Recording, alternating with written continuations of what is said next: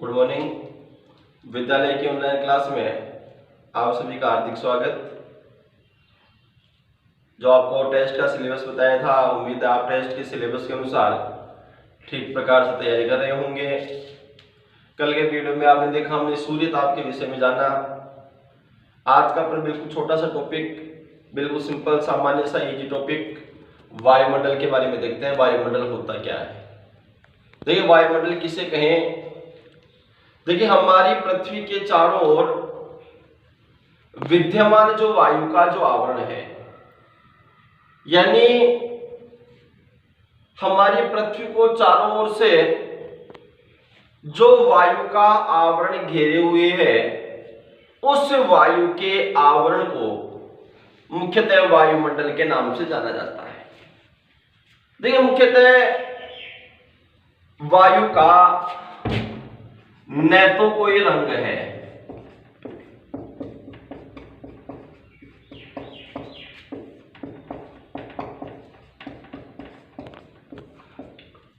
वायु रंगहीन होती है, स्वादहीन होती है, गंधहीन होती है। यहां तक कि जब तक वायु का संचार नहीं होता तब तक अपन उसे महसूस भी नहीं कर सकते। विद्यमान तो होती है, लेकिन संचार के अभाव में वायु महसूस नहीं होती। तो मुख्यतः वायु रंगहीन, स्वादहीन, गंधहीन और संचार के अभाव में जिसे अपन महसूस भी नहीं कर सकते, इस प्रकार की वायु होती है। लेकिन यह गतिशील होती है, गतिजन्य होती है। इसके अतिरिक्त अपन ये कह सकते हैं कि विस्तारणीय होती है। हमारी संपूर्ण पृथ्वी के प्रत्येक भाग पर निश्चित रूप से इस वायु का जो आवरण होता है, यह वायु का आवरण विद्यमान होता है। और अनेक प्रकार की जो विकिरणें हैं, उन विकिरणों के लिए भी ये जो वायु होती है, ये पारदर्शी होती है। देखिए, मुख्यतः वायुमंडल के लिए अपन कह सकते हैं गैसों का एक ऐसा आवरण जो हमारी पृथ्वी को, हमारे धरातल को कई मीलों की ऊंचाई तक जो विस्तृत है, विद्यमान है। उस गैसीय आवरण को अपन मुख्यतः वायुमंडल कह सकते हैं। अब प्रश्न ये तो हो गए वायुमंडल के सामान्य परिचय की बात, लेकिन अपन ज्योग्राफी पढ़ रहे हैं तो डायरेक्ट वायुमंडल पढ़ना यह मुख्यतः भूगोल का बिंदु नहीं है, क्योंकि भूगोल का मतलब कहां, कब, कैसे, क्यों, हर प्रश्न का जवाब जिस विषय के अंतर्गत हो वो विषय ज्योग्राफी है। वायुमंडल आया कहां से, वायुमंडल की जो उत्पत्ति है, ये उत्पत्ति कहां से हुई है? देखिए, मुख्यतः वायुमंडल के विषय में जानना हालांकि एक रहस्यमय तथ्य हो सकता है, एक रहस्यमय बात हो सकती है, लेकिन वायुमंडल की रचना करने वाले जो तत्व हैं, इन तत्वों की उत्पत्ति मुख्य रूप से हमारा जो ब्रह्मांड है, इस ब्रह्मांड के अंतर्गत विरल रूप से विद्यमान तत्व इस वायुमंडल की उत्पत्ति के पाए जाते हैं। देखिए, मुख्यतः हमारे वायुमंडल की जो बाह्य परत है, उत्पत्ति के विषय में बता रहा हूं। हमारे वायुमंडल के जो बाह्य तत्व हैं, उन बाह्य तत्वों के अंतर्गत मुख्यतः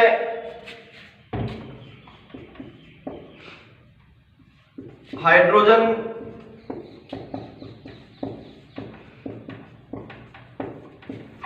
हीलियम, ये जो दो गैसें हैं, ऐसे अनेक तत्वों की प्रधानता हमारे वायुमंडल के बाह्य आवरण के अंतर्गत विद्यमान है। और हमारे धरातल के जो निकट तत्व विद्यमान है, वो अत्यंत विरल तत्व हैं। मुख्यतः वायुमंडल की उत्पत्ति के विषय में भूगोलवेताओं ने अनेक प्रकार की वायुमंडल की अवस्थाएं मानी है। प्रारंभिक से लेकर के वर्तमान अवस्था तक वायुमंडल की उत्पत्ति को बताया गया।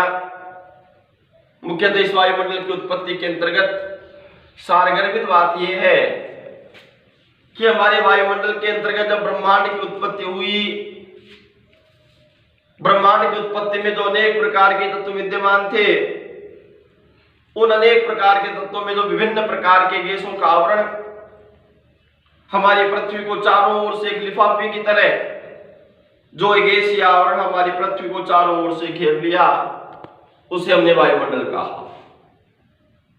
इस जानकारी के लिए हमें वायुमंडल के संगठन के बारे में जानना होगा। देखिए, मुख्यतः वायुमंडल का जो संगठन है, इस वायुमंडल के संगठन के अंतर्गत मुख्यतः 3 तत्व, वायुमंडल के संगठन के अंतर्गत गैस,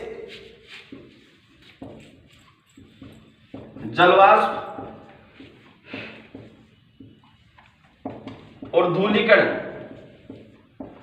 इन 3 तत्वों के मिश्रण से हमारा वायुमंडल बना है। देखिए, वायुमंडल के अंतर्गत अनेक प्रकार की गैसें पाई जाती हैं। इन गैसों के अंतर्गत नाइट्रोजन है, ऑक्सीजन है, ऑर्गन गैस है, कार्बन डाइऑक्साइड है, नियोन गैस है, हीलियम, ओजोन,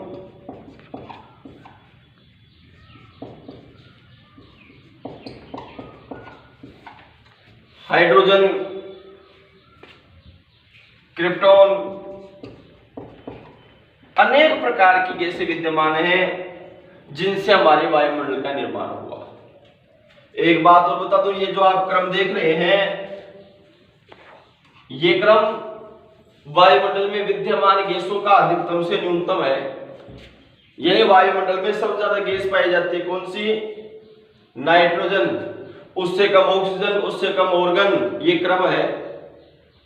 सर्वाधिक गैस, उससे कम, उससे कम, उससे कम, इस प्रकार से क्रम पाया जाता है। जैसे नाइट्रोजन है, कितनी पाई जाती है वायुमंडल में? 78.08% के आसपास,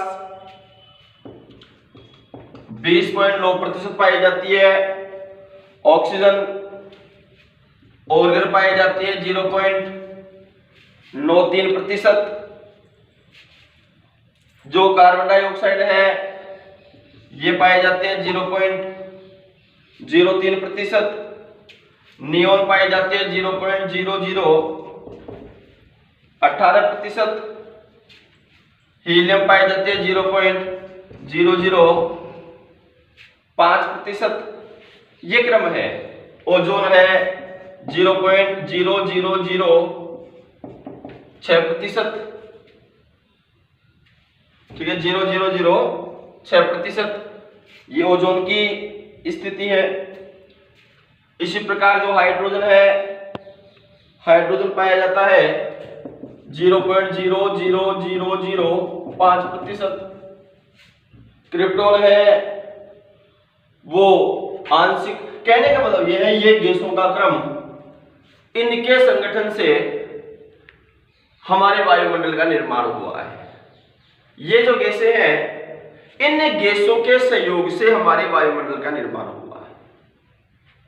देखिए, मुख्यतः इन गैसों की स्थिति भी, इनमें अस्थायी गैस भी है, स्थायी गैसें भी विद्यमान है, जो हमारे वायुमंडल के अंतर्गत परिवर्तित होती रहती है, बदलती रहती हैं। भाई जैसे ऑर्गन है, हाइड्रोजन है, नियोन है, ये लगभग समान गैसें रहती हैं। मुख्यतः स्थायी गैसों के अंतर्गत उनको सम्मिलित किया जा सकता है। लेकिन कार्बन डाइऑक्साइड है, कैसी गैस है?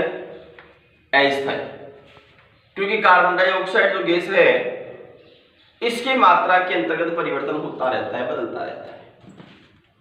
इसी प्रकार वायुमंडल के संगठन में एक तत्व आता है, कौन सा? जलवाष्प। देखिए, मुख्यतः वायुमंडल के संगठन के अंतर्गत जो जलवाष्प की जो मात्रा है वो लगभग 0 से 4% अपन कह सकते हैं। जलवाष्प 0 से 4% तक की जो स्थिति है वो मुख्यतः अपने वायुमंडल के अंतर्गत जलवाष्प की पाई जाती है। जो भी धरातलीय स्रोत हैं, नदी है, झील है, तालाब है, सागर है, महासागर है, अन्य जलीय स्रोत हैं, उनसे सूर्य ताप के कारण से जो जलवाष्प रूप में परिवर्तित होकर के वायुमंडल के अंतर्गत जाता है वो जलवाष्प सूर्य विकिरण के कारण से अपन ये कह सकते हैं जो अवशोषित जलीय जो भाग होता है वो जलवाष्प। मुख्यतः अपन ये कह सकते हैं कि भाई हमारे वायुमंडल के अंतर्गत जलवाष्प भी एक वायुमंडल निर्माण के अंतर्गत एक महत्वपूर्ण तत्व है। एक धूलिकण हमारे वायुमंडल के अंतर्गत विद्यमान अनेक प्रकार के जो धूलकण हैं, विभिन्न प्रकार के जो धूलीय कण हैं, उन धूलीय कणों का सहयोग भी हमारे वायुमंडल के अंतर्गत, वायुमंडल के निर्माण के अंतर्गत विद्यमान है। जो भी सूक्ष्म है, ठोस है, स्थायी है, अस्थायी है, ये कण उपस्थित रहते हैं, कुछ दिखाई देते हैं, कुछ दिखाई नहीं दे रहे। एरोसोल अपन इनको कह सकते हैं। क्या कह सकते हैं? एरोसोल इनको कह सकते हैं। इनकी मात्रा भी हमारे वायुमंडल के अंतर्गत विद्यमान है। तो कुल मिलाकर वायुमंडल का जो संगठन है, इस वायुमंडल के संगठन में कितने तत्व हो गए? 3 तत्व, गैस, जलवाष्प और धूलिकण। यानी कुल मिलाकर हमारे वायुमंडल का जो संगठन है, इस संगठन का 99% से भी अधिक भाग, मैं तो इस रूप में कहूंगा कि लगभग 99.997% जो वायुमंडल का निर्माण हुआ है वो इन 3 तत्वों से हुआ है, गैस, जलवाष्प और धूलिकण से। कोई दिक्कत? तो मुख्यतः ये 3 तत्व हो गए। इन 3 तत्वों के संगठन से वायुमंडल का निर्माण हुआ है। एक देखिए वायुमंडल के अंतर्गत एक महत्वपूर्ण तत्व ये भी है कि जो हमारा जो वायुमंडल है, इस वायुमंडल के अंतर्गत इस वायुमंडल की जो संरचना है, ये तो संगठन हो गया। हमारे वायुमंडल की जो संरचना है जिसका अध्ययन आपने पहले भी मुख्यतः 7वीं, 8वीं, 9वीं क्लास के अंतर्गत वायुमंडल की संरचना के बारे में आपने पढ़ा होगा। देखिए मुख्यतः सबसे पहले एक भूगोलवेत्ता थे जिनका नाम था मेरान। क्या नाम था? मेरान। मेरान नामक जो भूगोलवेत्ता था उसने सबसे पहले वर्ष 1754 के अंतर्गत एक मत प्रस्तुत किया था कि हमारे पृथ्वी के चारों ओर विद्यमान जो वायु का आवरण है वह वायुमंडल है, और उनकी परतों के विषय में बताया। क्लास के अंतर्गत विस्तार से अपन देखेंगे। एक बार अपन संरचना के अंतर्गत मुख्यतः वायुमंडल की कितनी परतें मानी गई? 5 परतें। 5 परतों के अंतर्गत क्षोभमंडल पढ़ा हुआ भी है ये आपका छोटी क्लासों में, संताप मंडल, ओजोन मंडल, आयन मंडल, बर्हिन मंडल या बाह्य मंडल। वायुमंडल की कितनी परतें हो गई? 5 परतें हो गई। क्षोभमंडल, समताप मंडल, ओजोन मंडल, आयन मंडल, बर्हिन मंडल या बाह्य मंडल। ये 5 परतें वायुमंडल की विद्यमान है। इनके विषय में विस्तार से और देखेंगे। वायुमंडल की मुख्यतः इन 5 परतों के अंतर्गत सबसे नीचे की परत क्षोभमंडल, उससे ऊपर समताप मंडल, उससे ऊपर ओजोन मंडल, उससे ऊपर आयन मंडल और सबसे ऊपर बाह्य मंडल या बर्हिन मंडल विद्यमान है।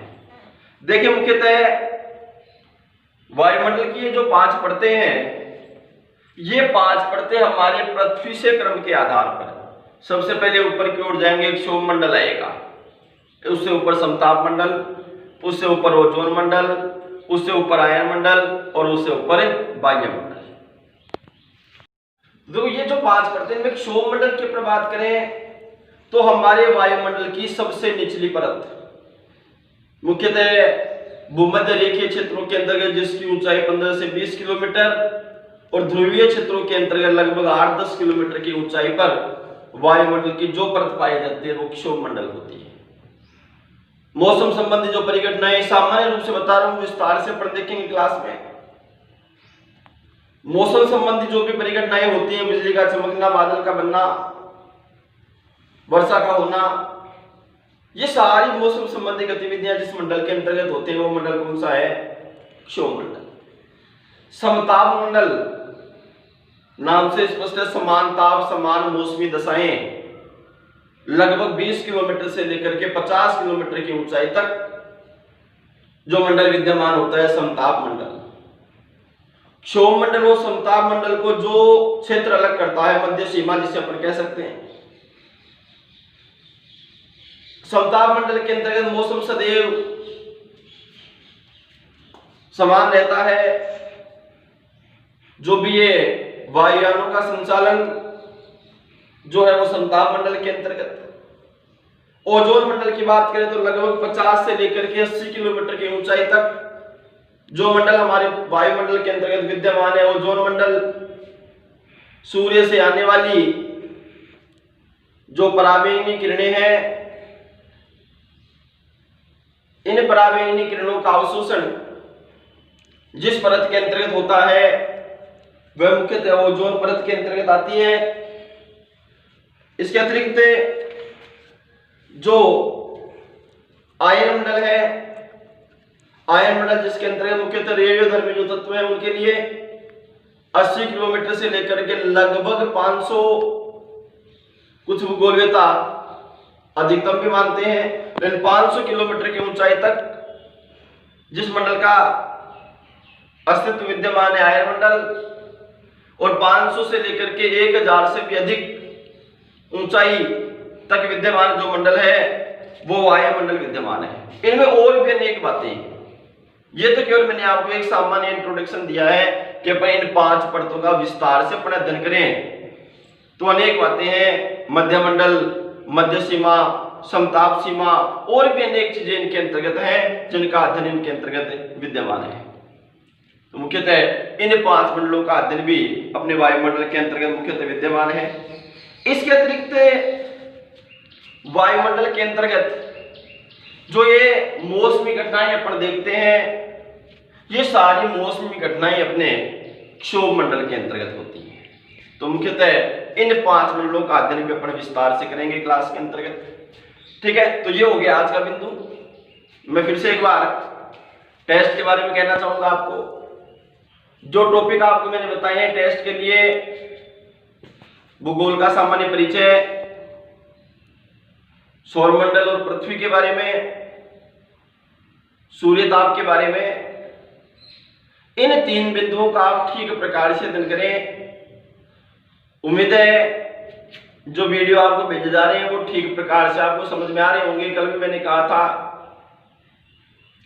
अभी मैं कोई सिलेबस की बात नहीं कर रहा, न अपन सिलेबस के बारे में, केवल अपन सामान्य जानकारी देख रहे हैं जिनकी अपने को जानकारी होनी चाहिए।